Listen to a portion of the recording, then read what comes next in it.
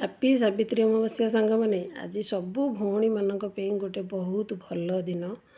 ଆଉ ତ ଏଇଠି ପୂଜାପୂଜି ପାଇଁ ସବୁ ଯେଉଁ ଶାଢ଼ୀ ଶଙ୍ଖା ସିନ୍ଦୁର ସବୁ ଆସିଥିଲା ତାକୁ ସବୁ ମୁଁ ରେଡ଼ି କରିଦେଇଛି।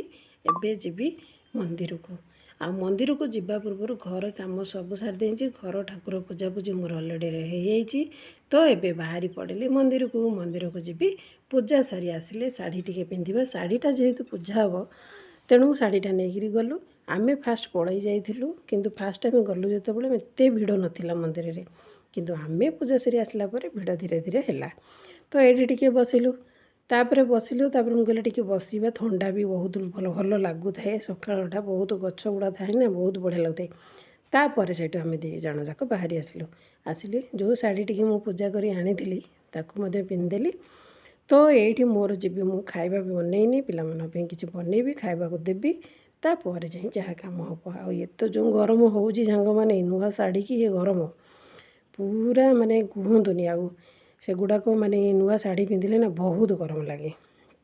ତ ପିଲାମାନଙ୍କର ଫରମାଇଶ ଥିଲା ଆଜି ଚାଉମିନ ଟିକେ କର।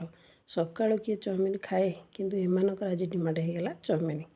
ତ ତାଙ୍କ ପାଇଁ ଚାଉମିନ ଟିକେ କରିଦେଲି। ମୁଁ କହିଲି ଆଉ ମୁଁ ବିଳମ୍ବ ନ କରି ଏଇଠି ରୋଷେଇଟା ମୁଁ ବସାଇଦେଲି। ଆଜି ରୋଷେଇରେ କରିଦେଇଛି ଆଳୁ ଚେକଚେକିରି ଭାଜିକିରି ମସଲା ଦେଇଦେଇଛି। ସେଥିରେ ସୋରିଷ ମସଲା ଭଜା, ଭାତ ହେଇଯାଇଛି, ବଡ଼ି ଭାଜି ଦେଇଛି, ଡାଲମା ହେଇଯାଇଛି। ଆଉ ସତ କଥା 12ଟା ଭିତରେ ରୋଷେଇ ସରିଗଲେ କି ଆନନ୍ଦ। ପୁରା କ୍ଲିନ୍ କରିଦେଇଛି। ତାପରେ ମୁଁ ରୋଷେଇ ସାରି ଟିକେ ଯିବି ବସିବି। ଆଉ ମୁଁ ହାତରେ ମେହେନ୍ଦି କିଛି କରିନି, ଟିକେ କରିବି। ରଖୁଛି ସାଙ୍ଗମାନେ, ନେକ୍ସଟ ଗୋଟେ ଦେଖା।